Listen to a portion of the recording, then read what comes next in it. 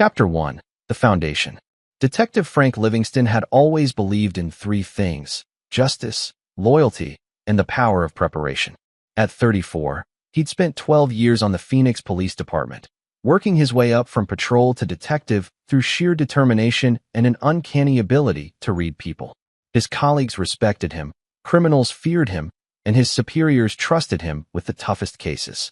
Frank's marriage to Nina Bird had been the highlight of his life 3 years ago. She was a pediatric nurse at Phoenix Children's Hospital, with gentle hands that could calm the most frightened child and a smile that could light up Frank's darkest days. They'd met when Frank was investigating a case at the hospital, and Nina had provided crucial testimony that helped convict a child abuser. Her courage in facing down the defense attorney's aggressive questioning had impressed Frank almost as much as her compassion for the victims. Their home in Ahwatukee was modest but comfortable, a 2-story house with a small backyard where Nina tended her garden and Frank practiced his marksmanship on weekends. The neighborhood was quiet, filled with young families and retirees who waved when Frank came home in his unmarked police cruiser. But beneath the surface of their perfect life, Frank had noticed subtle changes in Nina over the past month. She'd become distant, checking her phone constantly and making excuses to work late shifts. When he'd asked about it, she'd brushed off his concerns, claiming the hospital was understaffed. Frank's detective instincts told him something was wrong, but his love for his wife made him want to believe her explanations. The night before everything changed, Nina had been particularly quiet during dinner. She'd pushed her food around her plate, lost in thought, and had gone to bed early without their usual conversation about their days. Frank had stayed up late, reviewing case files and trying to shake the feeling that something was building toward a crisis he couldn't see coming.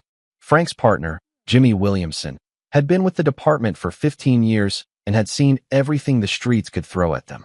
A former Marine with a dry sense of humor and an encyclopedic knowledge of Phoenix's criminal underworld, Jimmy was the kind of partner who'd have your back in any situation.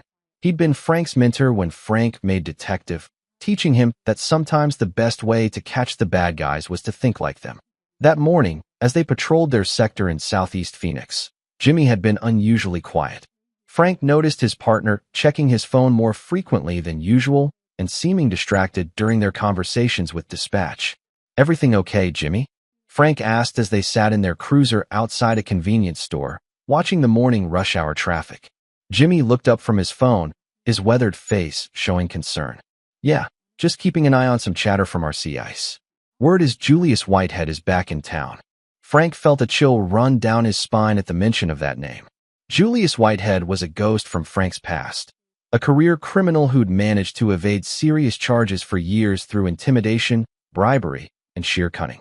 Frank had been the lead detective on a case against Julius 3 years ago, a case that had fallen apart when key witnesses had suddenly recanted their statements or disappeared entirely.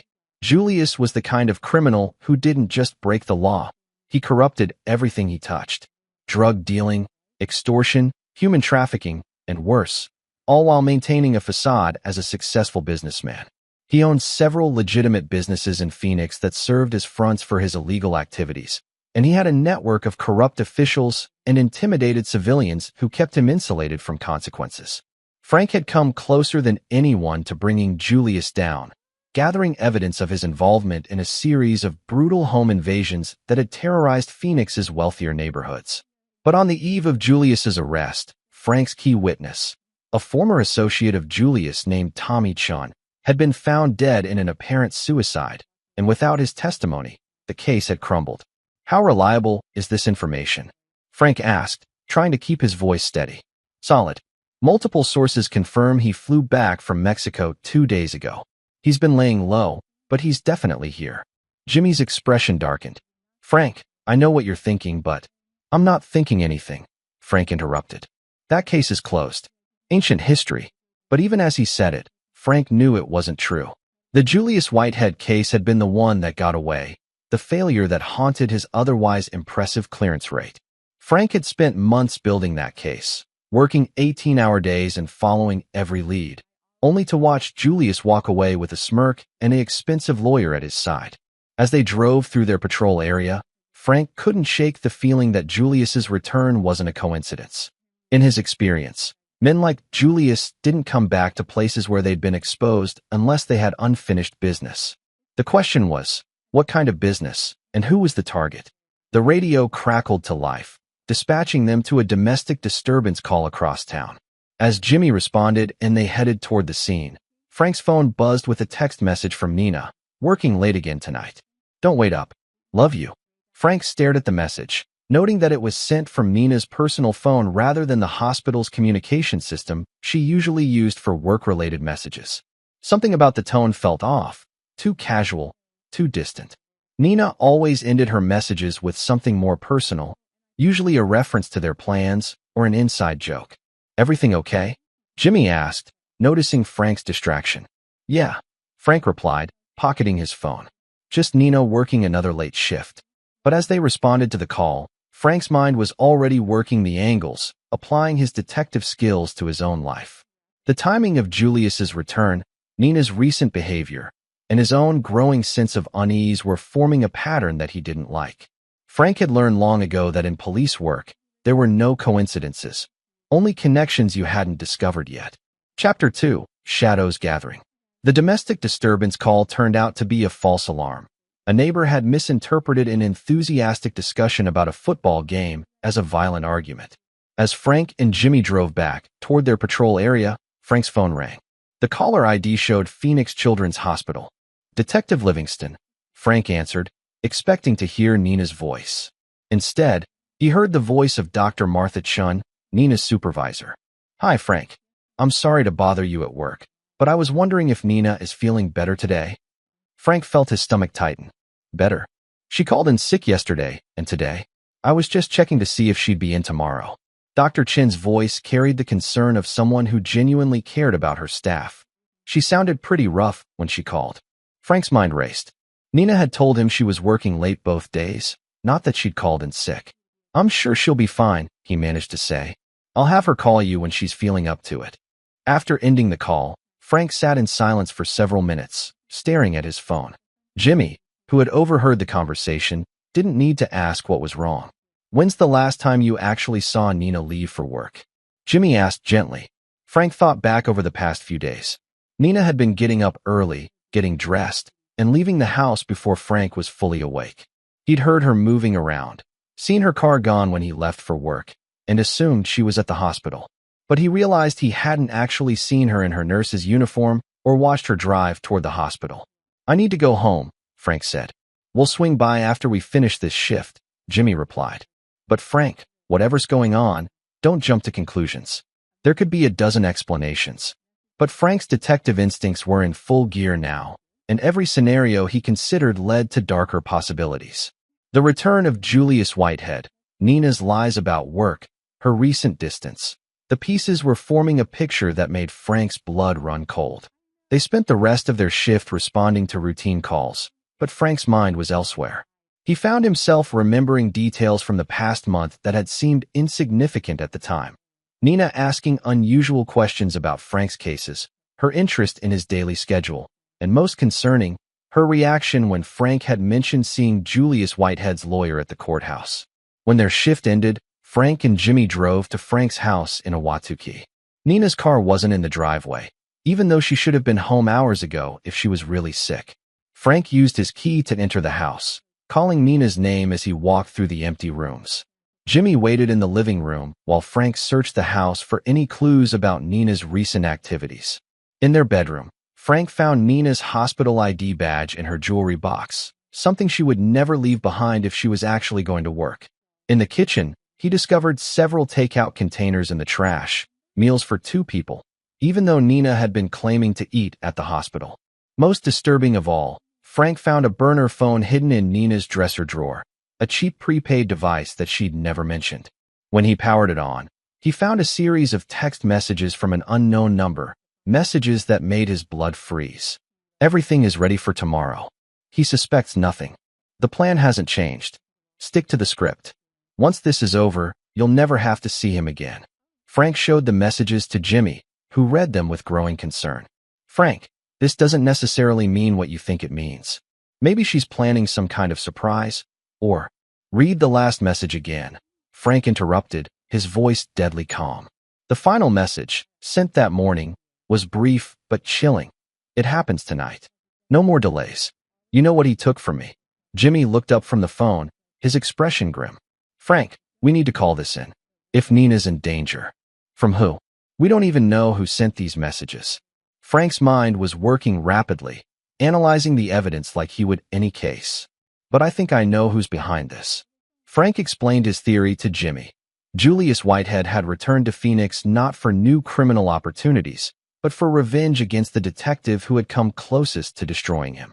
Unable to attack Frank directly without bringing down massive police attention, Julius had found a more subtle approach, targeting the thing Frank valued most. He's been watching us, learning our patterns, Frank said, pacing the living room. He approached Nina somehow, maybe threatened her, maybe blackmailed her, and forced her to cooperate in some kind of plan against me. Jimmy nodded slowly. The question is, what kind of plan? And where is Nina now? Frank's phone buzzed with a text from Nina's regular number. Hey hon, feeling much better. Going to meet a friend for dinner. Home late. Don't wait up. But Frank knew that Nina's regular phone was sitting on their kitchen counter, powered off. Someone else was sending messages from a clone number, someone who wanted Frank to believe everything was normal while they executed their plan. Jimmy, I need you to run a trace on these burner phone messages while I try to figure out where Nina might be, Frank said, his detective training taking over. And see if you can pull any surveillance footage from the hospital parking lot for the past few days. If Nina hasn't been at work, maybe the cameras caught where she actually went. As Jimmy made calls to set up the traces and surveillance reviews, Frank studied a map of Phoenix, trying to think like Julius Whitehead. Where would a careful, paranoid criminal take someone he was using as leverage?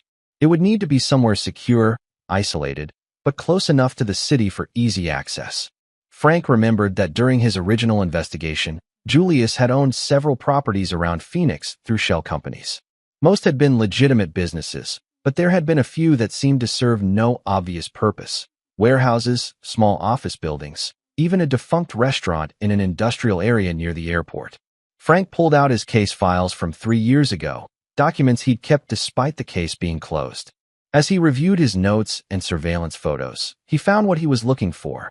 A small warehouse in an industrial district, officially owned by a company that existed only on paper, a company that had been linked to Julius Whitehead through a series of financial transactions that had been too complex to unravel in court. Jimmy, Frank called out, I think I know where they are. But as Frank prepared to leave for the warehouse, his phone rang. The caller ID showed Nina's number, the real one, the phone sitting on his kitchen counter. Frank answered, and heard a voice that made his hand tighten on the phone. Hello, Detective Livingston, Julius Whitehead said, his voice smooth and confident. I think it's time we had a conversation. Chapter 3, The Traffic Stop. Where is she? Frank's voice was ice cold, every ounce of his police training focused on staying calm while his world tilted on its axis.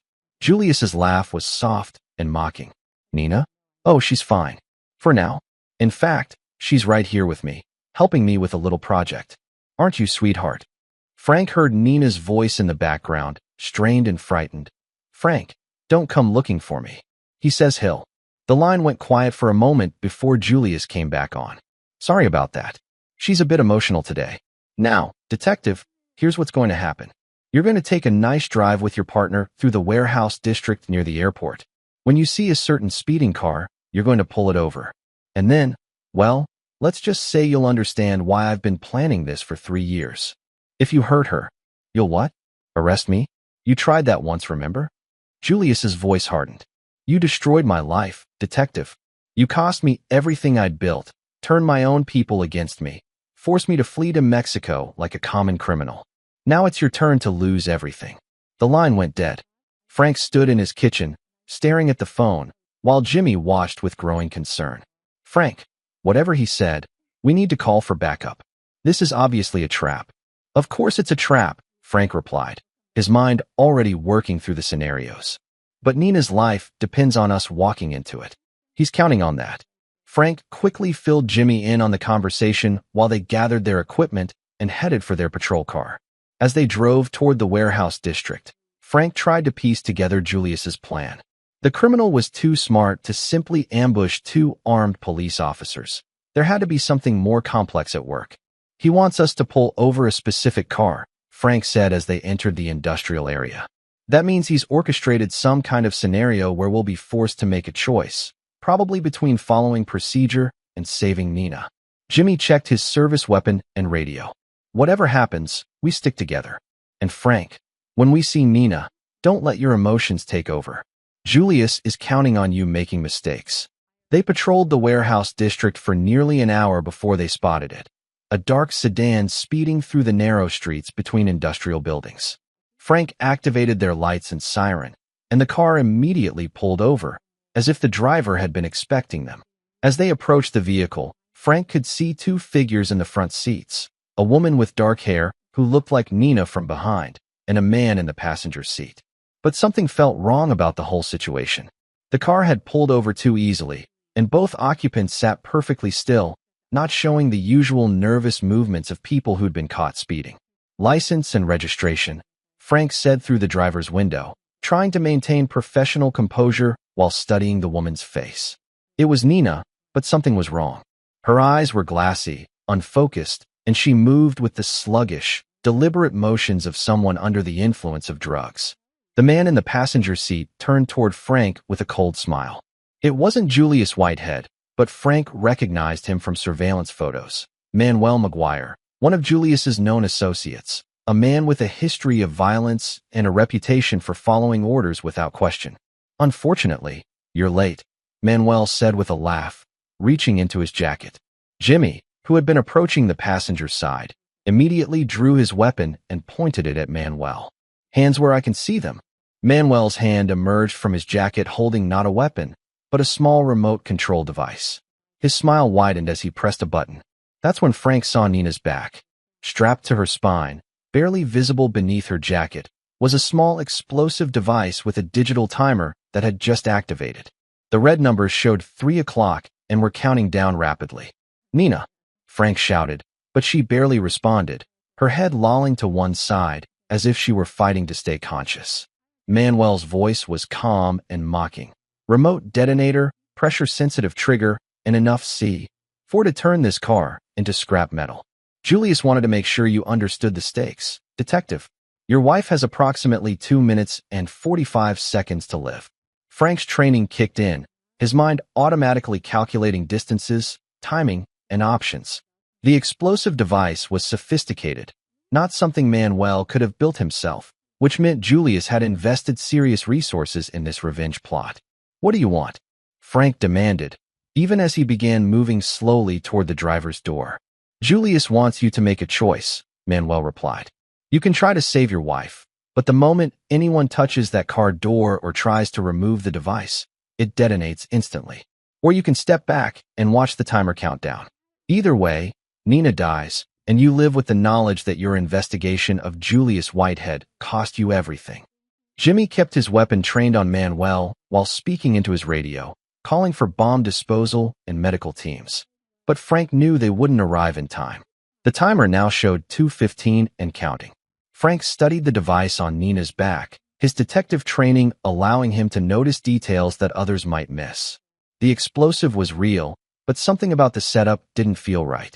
Julius was too smart to create a plan that simply resulted in Nina's death. He wanted Frank to suffer, to be destroyed psychologically.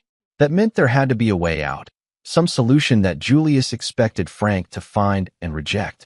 Nina, Frank said softly, moving closer to the car. Can you hear me? Her eyes focused on him with great effort. Frank, he said if you found the real device. What real device? Frank asked, his heart racing as the timer showed 1:45. Nina's voice was barely a whisper. Basement, warehouse, the real bomb is. Manuel laughed and pressed another button on his remote.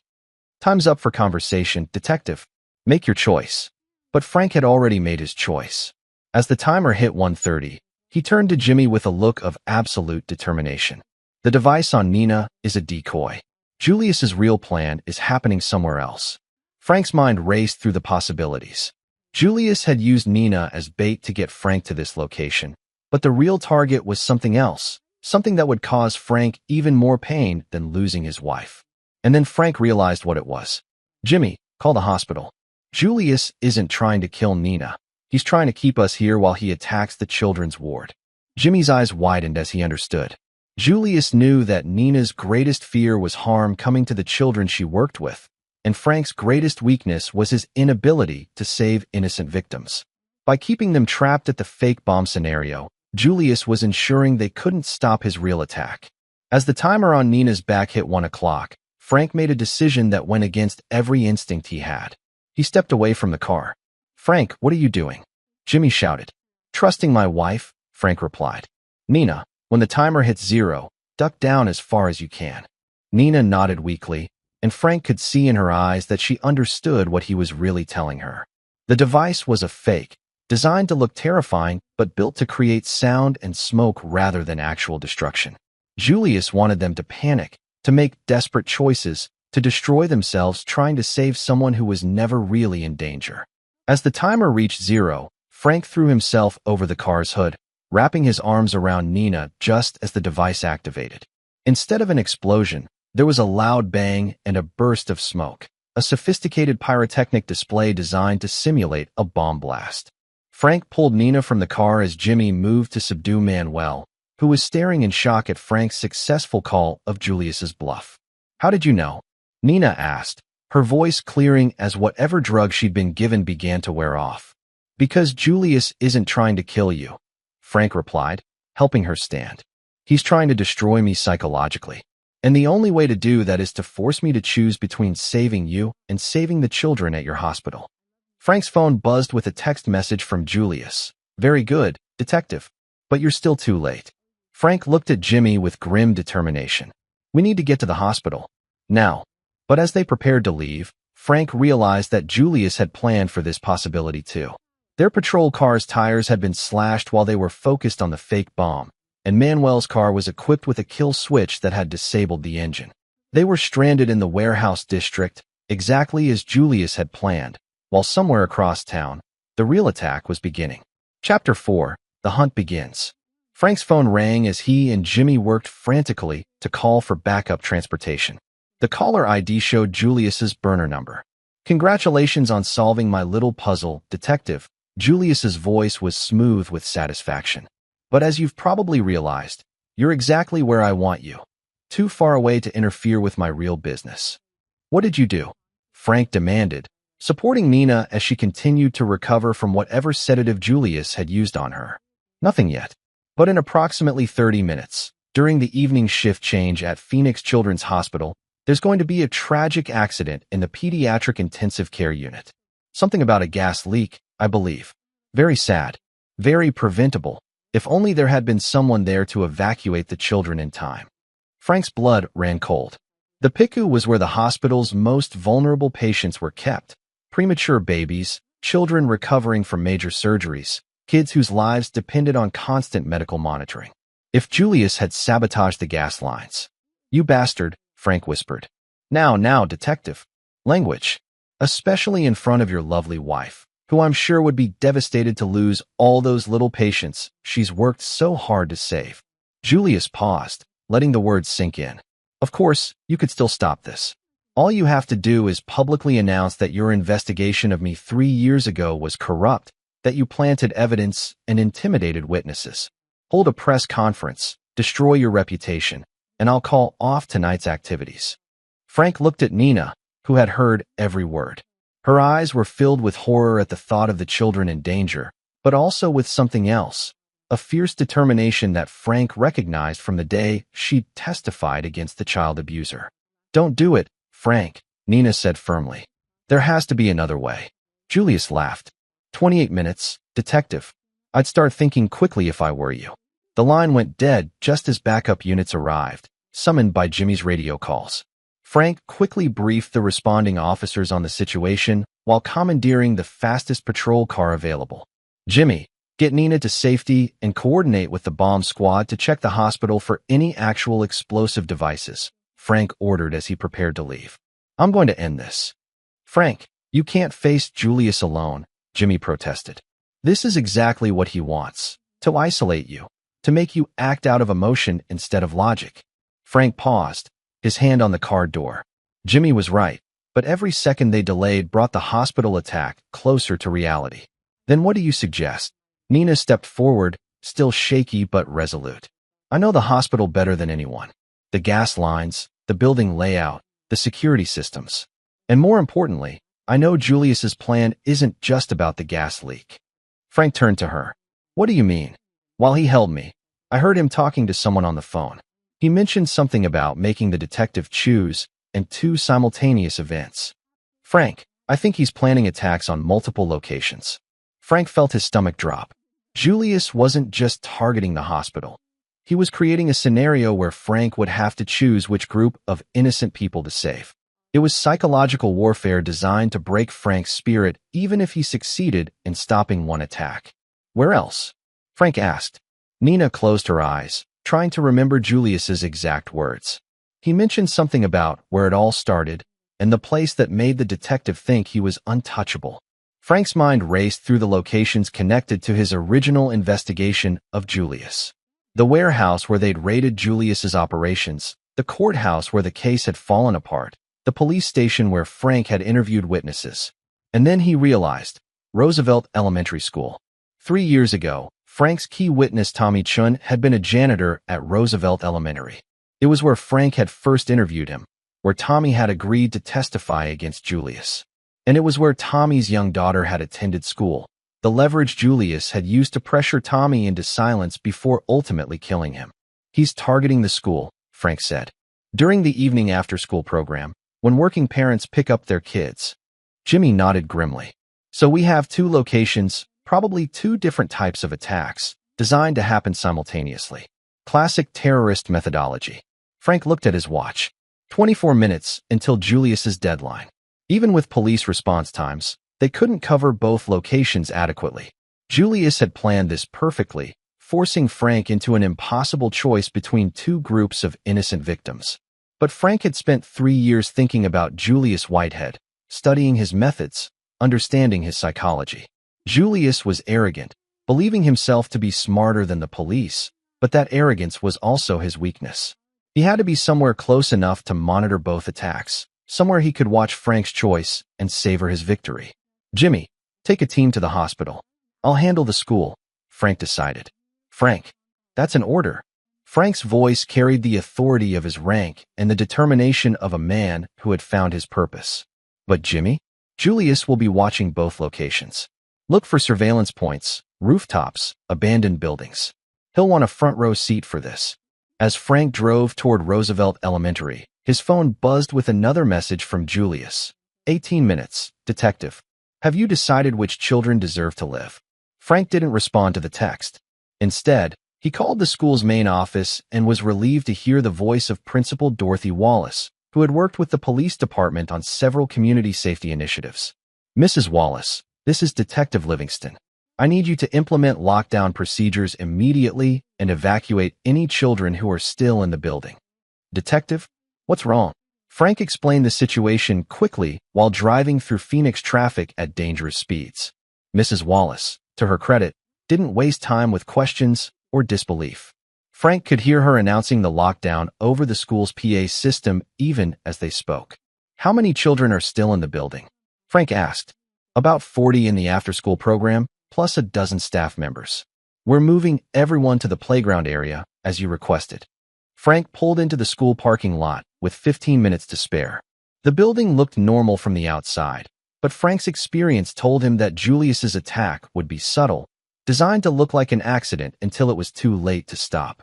Frank approached the building cautiously, his service weapon drawn and his eyes scanning for any signs of tampering. The main entrance was clear, but as he moved around the building's perimeter, he found what he was looking for. Fresh tool marks around the natural gas meter and a small electronic device attached to the gas line. The device was more sophisticated than Frank had expected, not just a simple bomb, but a computerized system designed to create a massive gas leak and then trigger an ignition source. Frank could see a timer counting down, 12:47, 12:46, 12:45. Frank photographed the device and called the bomb squad, but he knew they wouldn't arrive in time. He studied the mechanism carefully, noting that it was designed to be tamper-proof. Any attempt to remove it or cut the wrong wire would trigger immediate ignition. But Frank noticed something else. The device was receiving a wireless signal, indicated by a small blinking LED. Julius wasn't just running a timer. He was maintaining remote control over the attack, probably watching from nearby and ready to trigger the device manually if something went wrong. Frank smiled grimly. Julius's need for control had given Frank an opportunity. Frank called Jimmy. Status on the hospital? We found a similar device in the basement near the Piku gas lines. Bomb squad is on scene, but Frank, this thing is beyond their expertise. We're going to need the FBI's explosive ordnance team. How long? 20 minutes minimum. Frank looked at his watch. 11:23 remaining. Jimmy, I need you to do something that's going to sound crazy. Frank explained his plan quickly. Julius had created a scenario where Frank had to choose between two locations, but Julius himself had to be close enough to monitor both attacks. That meant he was somewhere with line of sight to both the hospital and the school, probably with high-powered surveillance equipment. There's only one building that fits, Frank concluded. The Phoenix Financial Tower downtown. 26th floor or higher, southeast corner office. Frank, even if you're right, we can't just storm a downtown office building. We don't have to storm it. We just have to make Julius believe his plan is working, right up until the moment we turn it against him. Frank explained the rest of his plan as he continued to study the explosive device. Julius's arrogance was about to become his downfall, but the timing would have to be perfect. As Frank prepared to execute the most dangerous gambit of his career, his phone buzzed one final time. 10 minutes, detective. I hope you've made your peace with failure. Frank smiled as he typed his response. See you soon, Julius. Chapter 5. The Trap Within the Trap.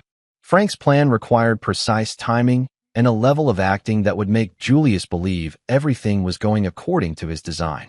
With 9 minutes remaining on Julius's deadline, Frank called the media. This is Detective Frank Livingston with Phoenix PD.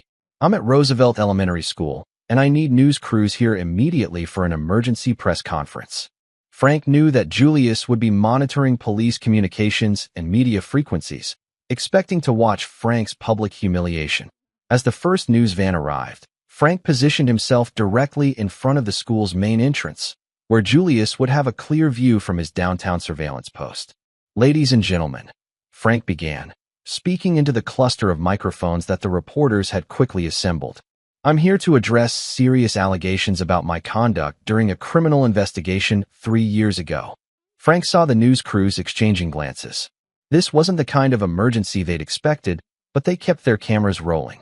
The investigation of Julius Whitehead was conducted improperly, Frank continued, watching his own reputation begin to crumble on live television.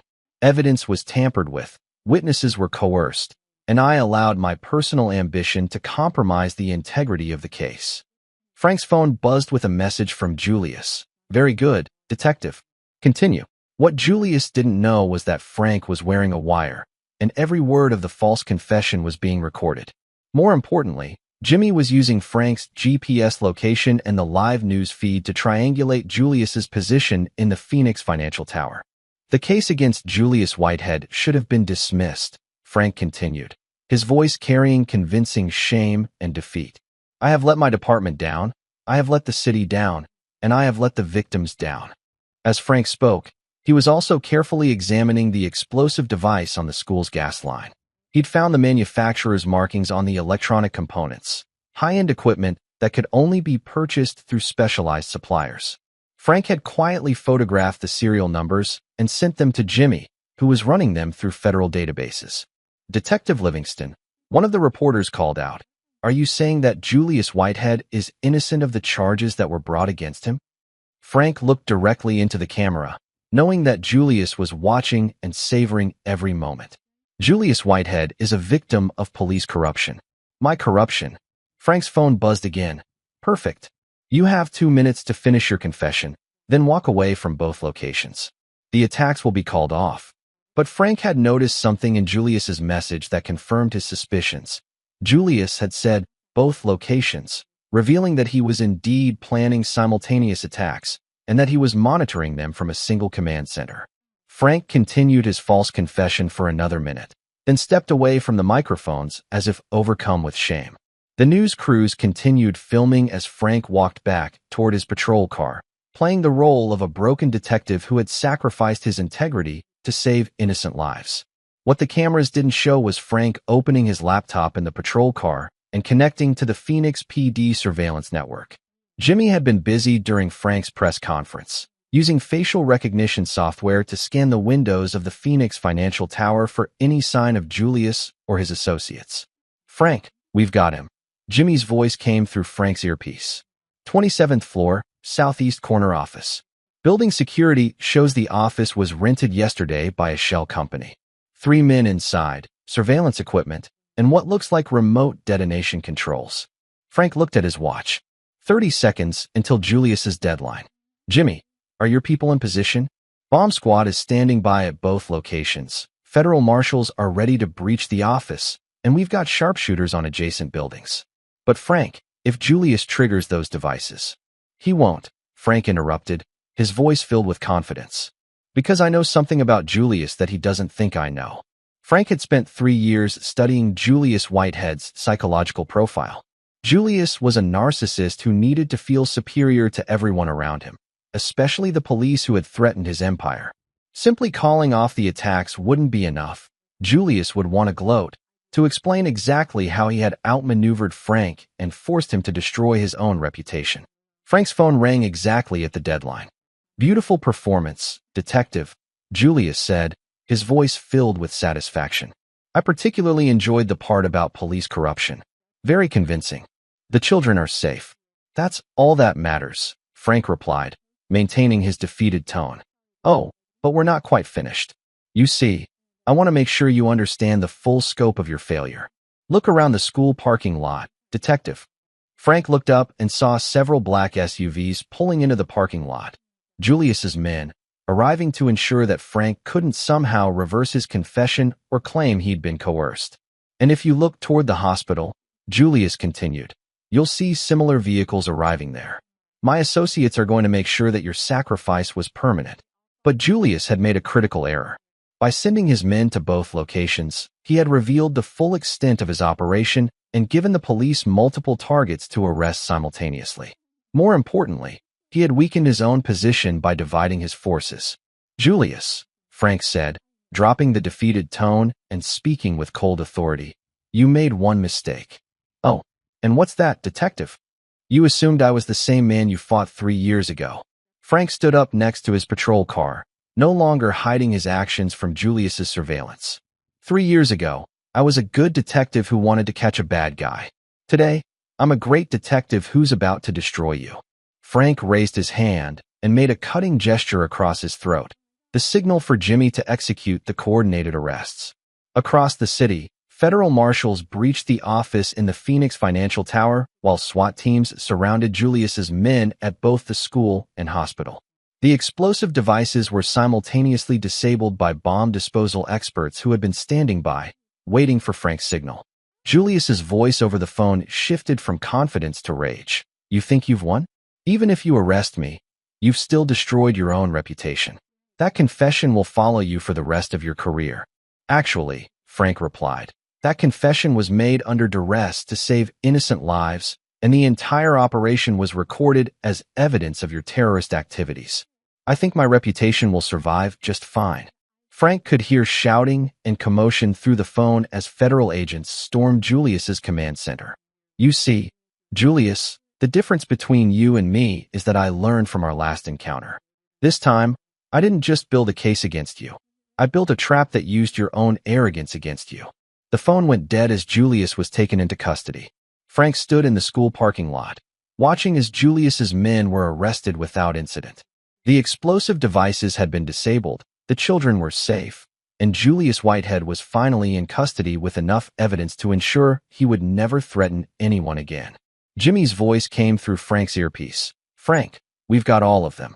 Julius, his bomb maker, his surveillance team, and the men he sent to both locations.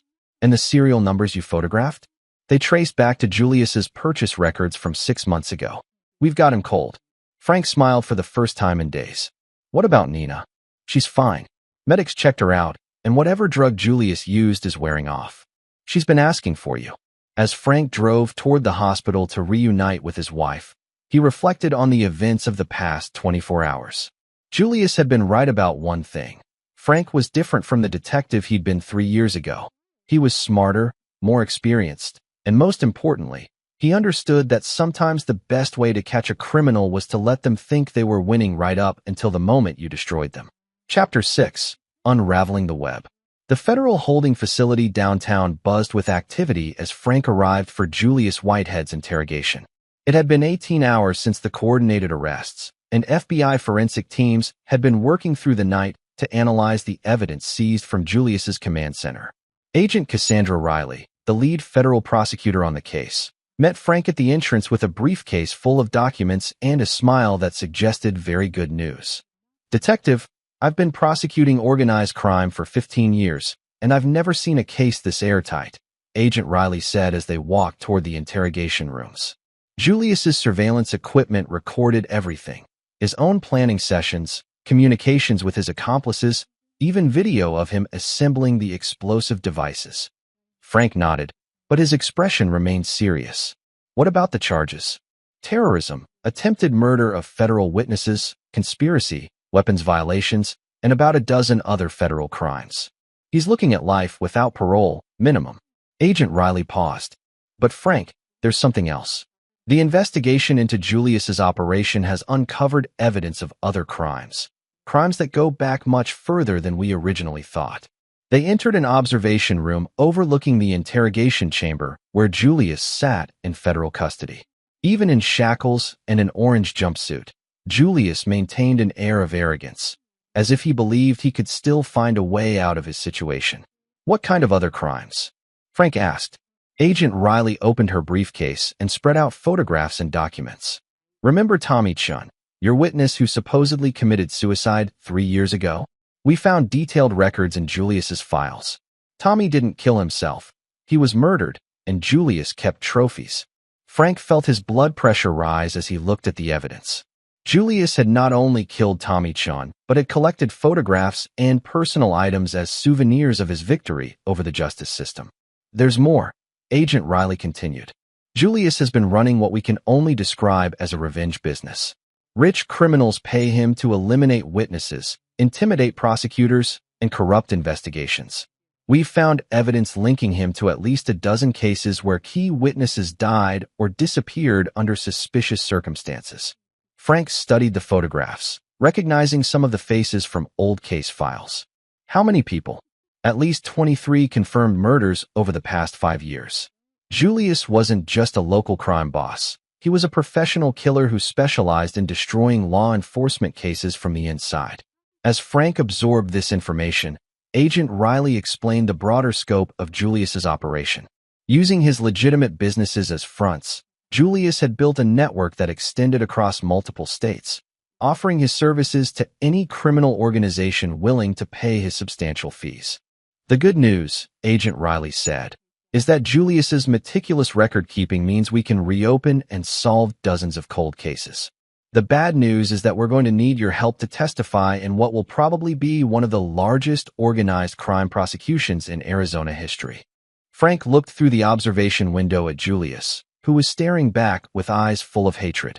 What does he know about his situation?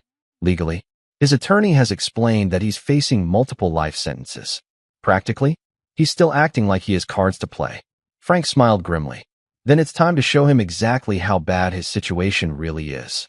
Frank entered the interrogation room and sat across from Julius, who looked up with a smirk that didn't quite hide his desperation. "Detective Livingston," Julius said with mock politeness, "I was wondering when you'd want to gloat."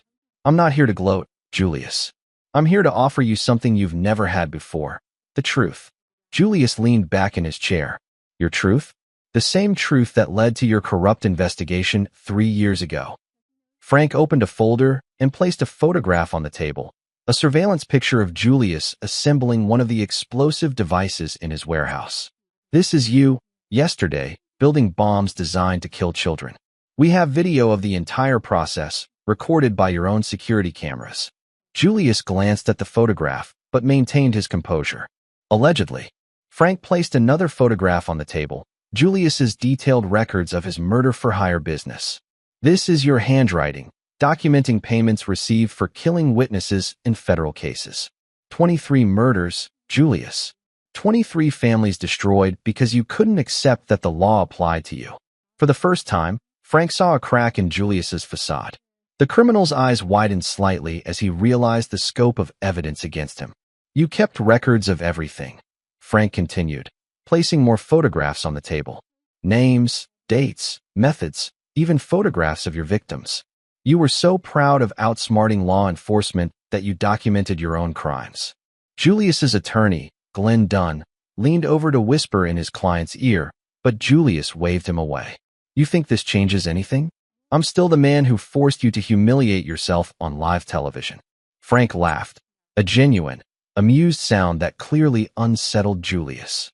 You mean my performance yesterday? Julius, that wasn't humiliation. That was acting. Every word was scripted to make you believe you were winning while we were actually closing the trap around you. Frank pulled out his phone and played a recording of Julius's own voice. Perfect. You have 2 minutes to finish your confession, then walk away from both locations. This recording proves you knew about both planned attacks, Frank explained. Combined with the physical evidence, witness testimony, and your own documentation, we have enough evidence to convict you on every charge. Julius's composure finally cracked completely. You can't use that recording. You were committing terrorism, Frank interrupted. And now you're going to spend the rest of your life in a federal maximum security prison, where your reputation and connections won't help you. Frank stood up, preparing to leave, but Julius called out desperately. Wait, I can give you information about other cases, other criminals. I know things that could help you solve. Julius, Frank said, turning back. You seem to be under the impression that you have something to bargain with. You don't. We already have everything we need to convict you, and we've already seized all your records. The only thing you have left is the choice between cooperating fully and spending your remaining years in solitary confinement or refusing to cooperate and spending them in general population, where your fellow inmates will be very interested to learn that you specialized in killing police witnesses. As Frank left the interrogation room, he could hear Julius frantically trying to get his attorney's attention, finally understanding that his carefully planned revenge had backfired spectacularly. Agent Riley met Frank in the hallway. I think he's ready to talk. He'll talk, Frank confirmed. Men like Julius can't stand being powerless. Now that he realizes he has no control over his situation, he'll tell us everything if he thinks it might improve his conditions. Frank's phone buzzed with a text from Nina, watching the news. They're calling you a hero. Come home soon. Frank smiled as he headed for the exit. Julius Whitehead was finally where he belonged. Nina was safe, and justice had been served. But more importantly, Frank had learned something valuable about himself. When faced with an impossible situation, his ability to think strategically and use his opponent's psychology against them made him more dangerous than any criminal realized. Chapter 7. The Reckoning. 3 weeks after Julius Whitehead's arrest, Frank stood in federal court as Agent Riley presented the government's case to a grand jury.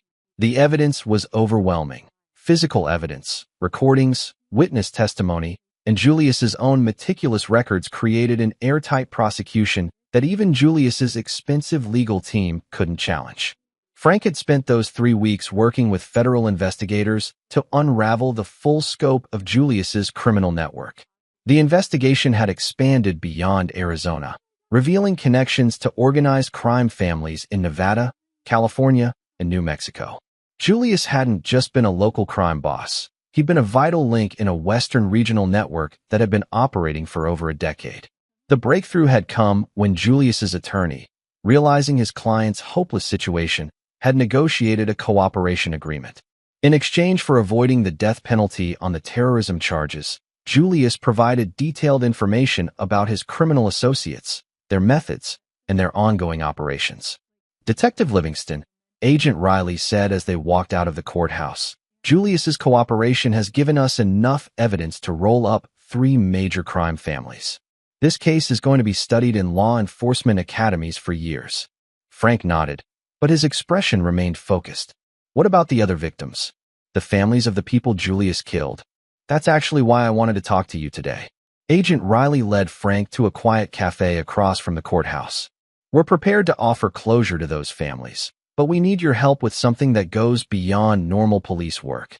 Agent Riley explained that Julius's cooperation had revealed the existence of what federal investigators were calling the network, a sophisticated organization that provided criminal services to anyone willing to pay their substantial fees. Murder, witness intimidation, evidence tampering, jury corruption. If a criminal needed help escaping justice, the network could provide it. Julius was just one node in a much larger organization, Agent Riley continued.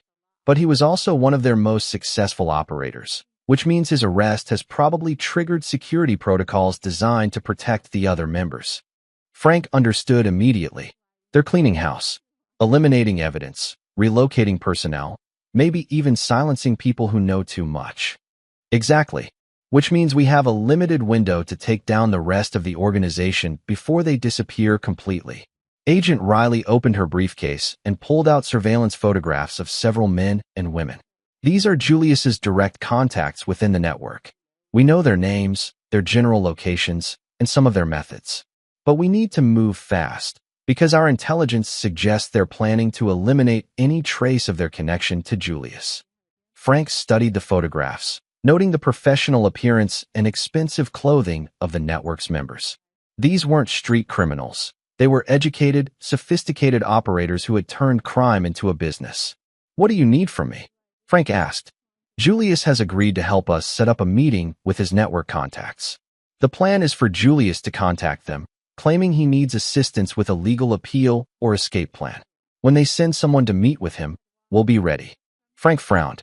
That sounds like you're asking Julius to help you entrap his own associates. That's exactly what we're asking. And Julius has agreed, because he knows that cooperation is his only chance of avoiding execution for the terrorism charges. Agent Riley explained the logistics of the operation. Julius would be transferred to a minimum security federal facility where he could more easily communicate with his network contacts. The facility would be under complete surveillance, and any meeting would be carefully monitored and recorded. The risk, Agent Riley admitted, is that the network might decide Julius is too much of a liability and send someone to silence him permanently instead of helping him. Frank smiled grimly. You want me there in case they try to kill him. We want you there because you understand Julius better than anyone.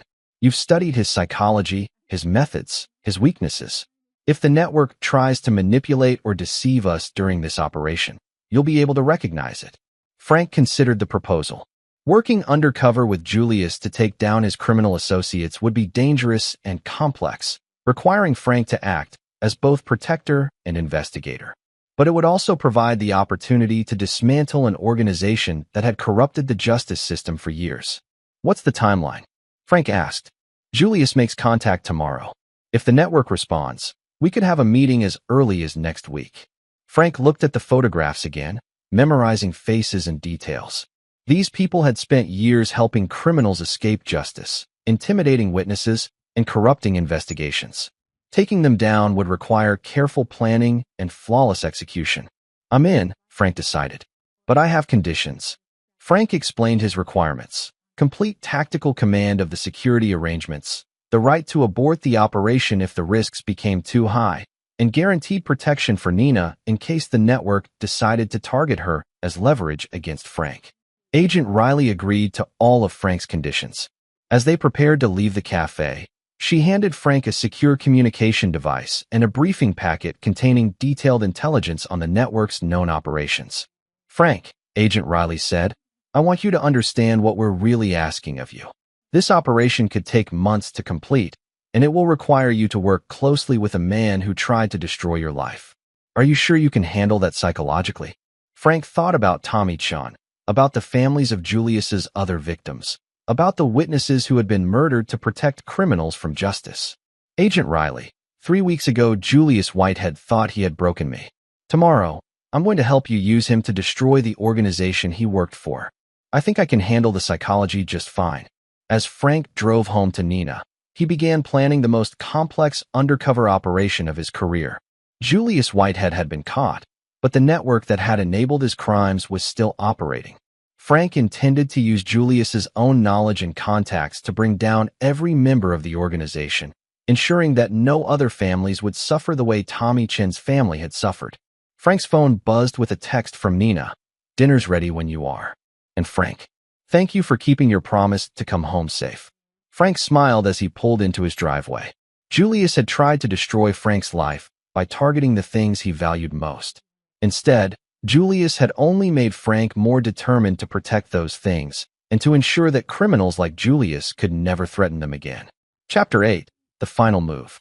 The minimum security federal facility in Tucson looked more like a corporate retreat center than a prison, but Frank knew that appearances could be deceiving. Julius Whitehead sat in what looked like a comfortable meeting room, but every surface was equipped with sophisticated recording equipment, and federal agents monitored his every movement. Frank observed from a separate room as Julius made his carefully scripted phone call to his network contact, a woman known only as the coordinator, who served as a liaison between the network's clients and its operational teams. "I need extraction assistance," Julius said into the secure phone. "My legal situation has become untenable, and I require alternative arrangements." Frank listened through high-quality surveillance equipment as the coordinator responded in a calm, professional voice. "Mr. Whitehead, your situation was anticipated. However, your recent cooperation with federal authorities has created complications for our mutual associates." "That cooperation was strategic misdirection," Julius replied, following the script that Frank and Agent Riley had developed.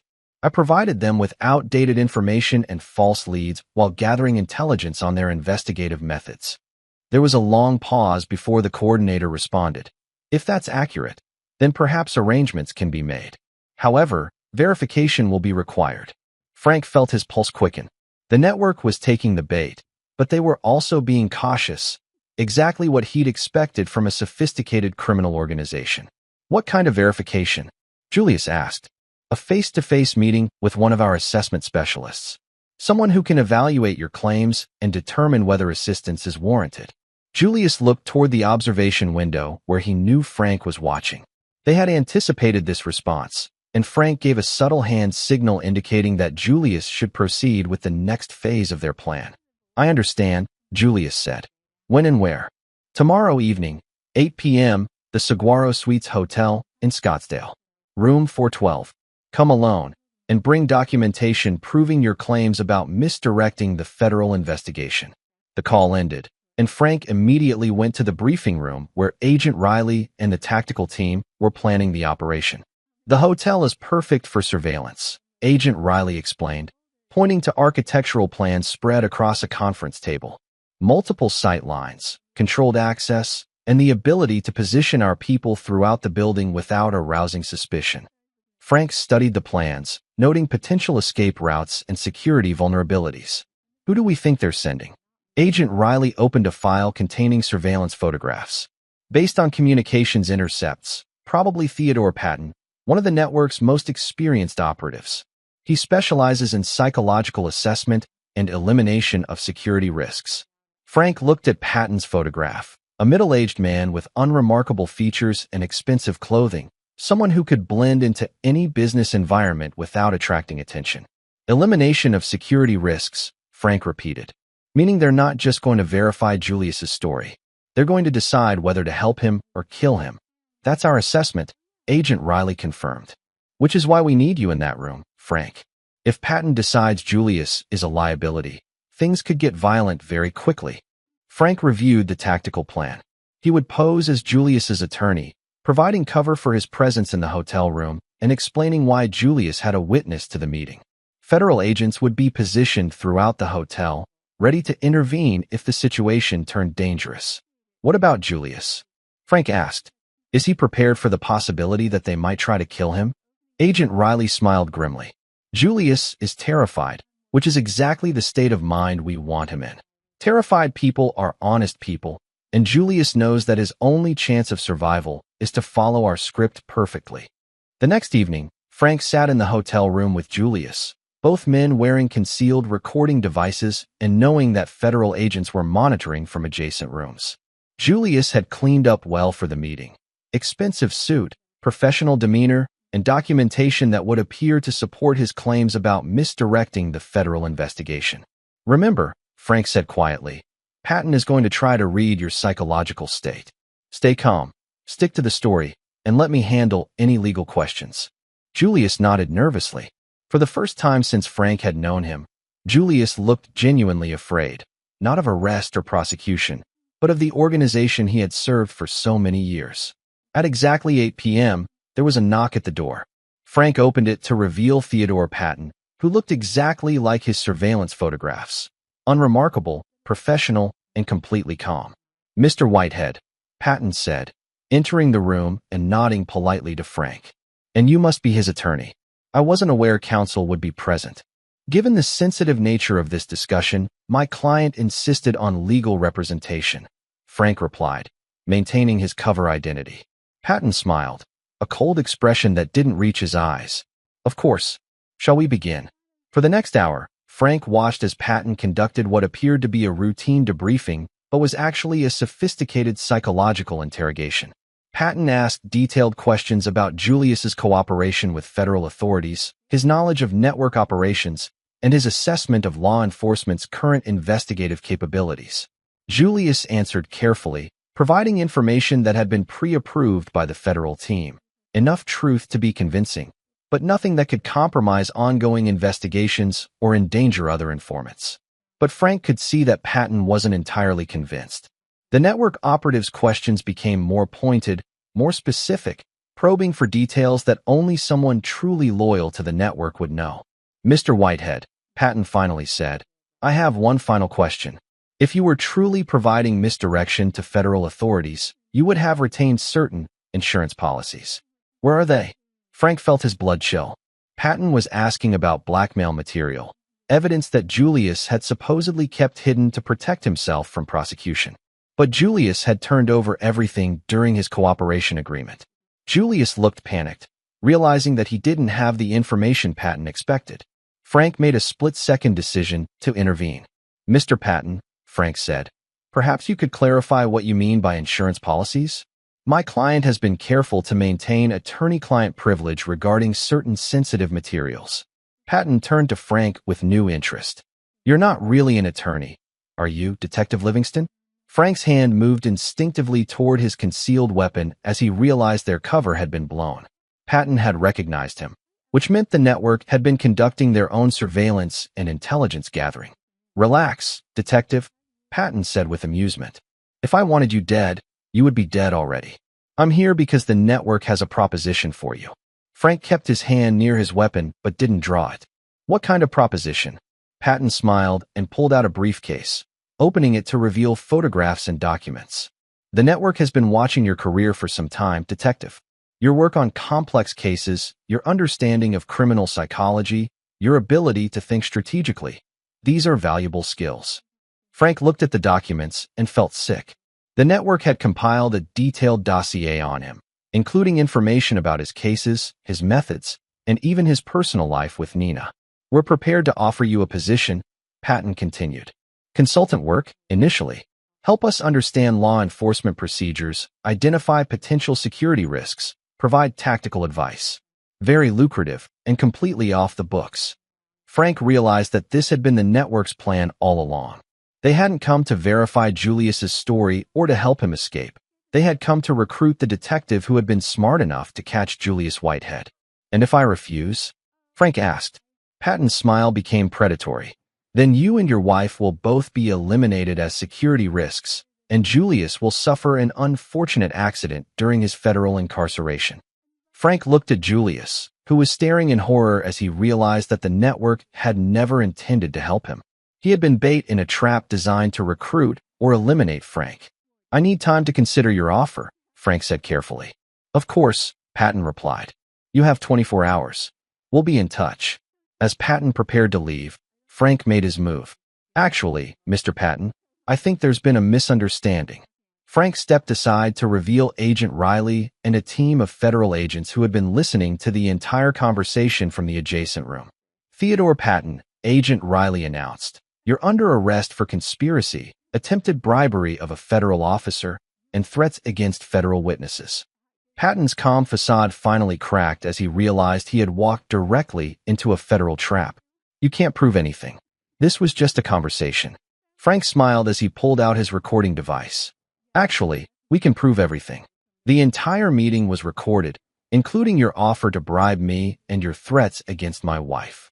As federal agents arrested Patton, Frank felt a sense of completion that he hadn't experienced since the original Julius Whitehead case had fallen apart 3 years ago. Not only had they caught Julius, but they had used him to expose and capture one of the network's key operatives. Julius looked up at Frank from his chair, finally understanding the full scope of the trap that had been built around him. "You used me," he said with something approaching admiration. "No, Julius," Frank replied. "I used your arrogance and your criminal associates' assumption that everyone is as corrupt as they are. The difference is that some people actually believe in justice." As Frank left the hotel with Agent Riley, his phone buzzed with a text from Nina. "Saw the news. Coming home soon." Frank typed back, "On my way." And Nina, "It's finally over." Chapter 9, Justice Served.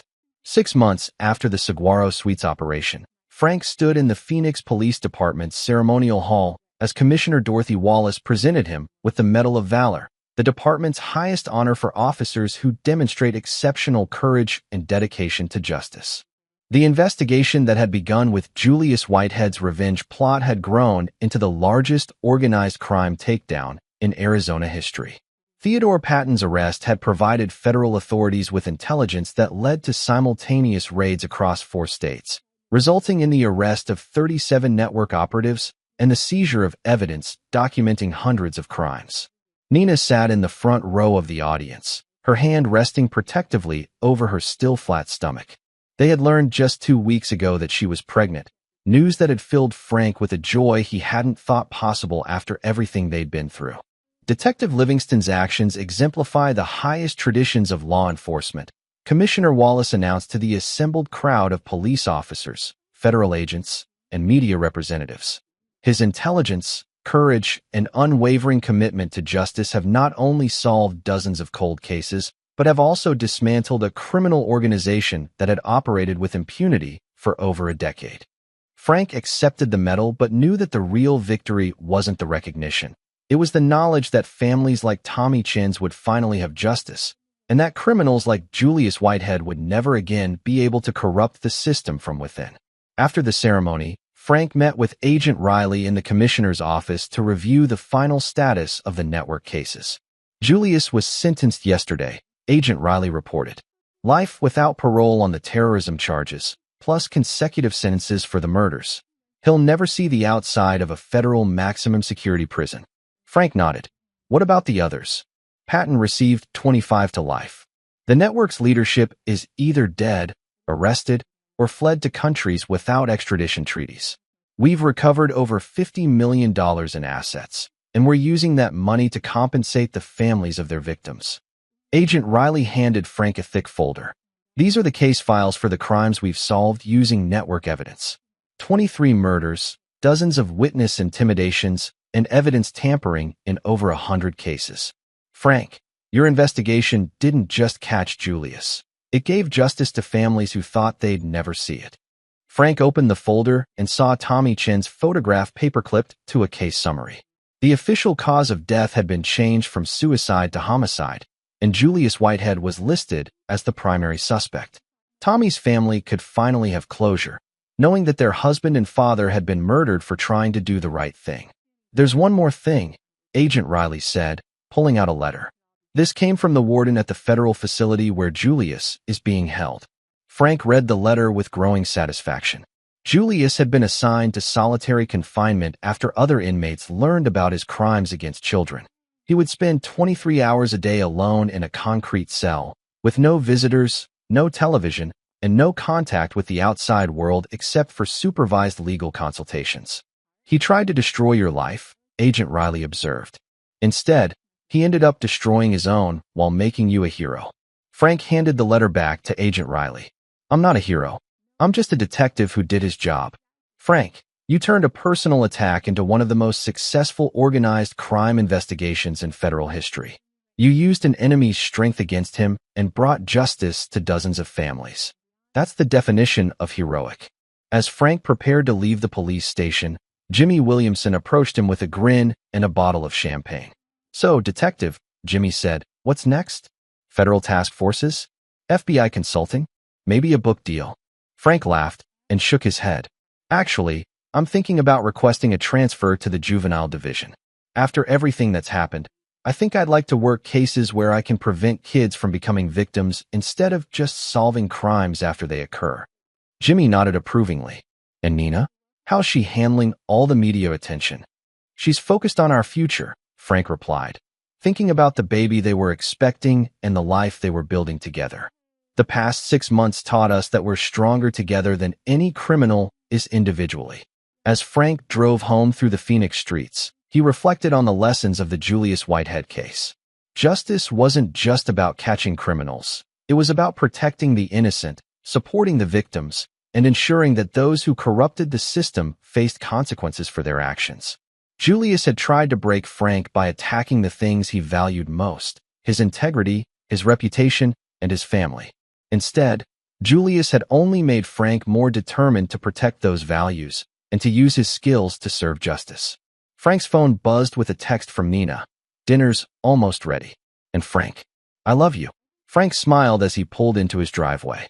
The house looked the same as it had before Julius Whitehead entered their lives. But Frank knew that he and Nina were different now, stronger, more committed to each other, and more appreciative of the life they had built together. The garden Nina had planted in their backyard was blooming with spring flowers, and Frank could see her silhouette in the kitchen window as she prepared their meal. Julius Whitehead was locked away forever. The network had been destroyed, and justice had been served for dozens of families who had waited years for closure. Frank walked through his front door to find Nina setting the table, humming softly as she arranged plates and silverware. She looked up as he entered, and her smile filled Frank with the same sense of peace and purpose that had driven him to become a police officer in the first place. "Welcome home, Detective," Nina said, kissing him gently. Frank held her close, feeling the new life growing within her and thinking about the future they would build together. Julius Whitehead had tried to destroy their happiness, but he had only made them stronger. The case was closed, justice had been served, and Frank Livingston was exactly where he belonged, home with the woman he loved, ready to face whatever challenges tomorrow might bring. In the end, Julius Whitehead's greatest mistake hadn't been underestimating Frank's investigative skills or his tactical abilities. Julius's fatal error had been failing to understand that a man fighting to protect his family and his principles would always be more dangerous than a criminal fighting only for himself. Justice, Frank had learned, wasn't just about the law. It was about the choices people made when faced with impossible situations, the courage to do what was right even when it was difficult, and the determination to ensure that those who corrupted the system faced the consequences of their actions. As Frank and Nina sat down to dinner, Frank's police radio crackled with reports of new cases, new criminals, and new challenges for the Phoenix Police Department. But tonight, Frank Livingston was just a husband and soon-to-be father, sharing a quiet meal with the woman he loved in the home they had built together. The badge and gun sat on the kitchen counter, ready for tomorrow's work, but tonight belonged to them. Julius Whitehead was behind bars where he belonged. The network had been destroyed, and justice had prevailed. Frank had kept his promise to come home safe, and now he had a new promise to keep: to be the father his child deserved and the husband Nina needed, while continuing to serve justice for the people of Phoenix. The story of Julius Whitehead was over, but Frank Livingston's story was just beginning. This is where our story comes to an end. Share your thoughts in the comments section. Thanks for your time. If you enjoy this story, please subscribe to this channel. Click on the video you see on the screen, and I will see you there.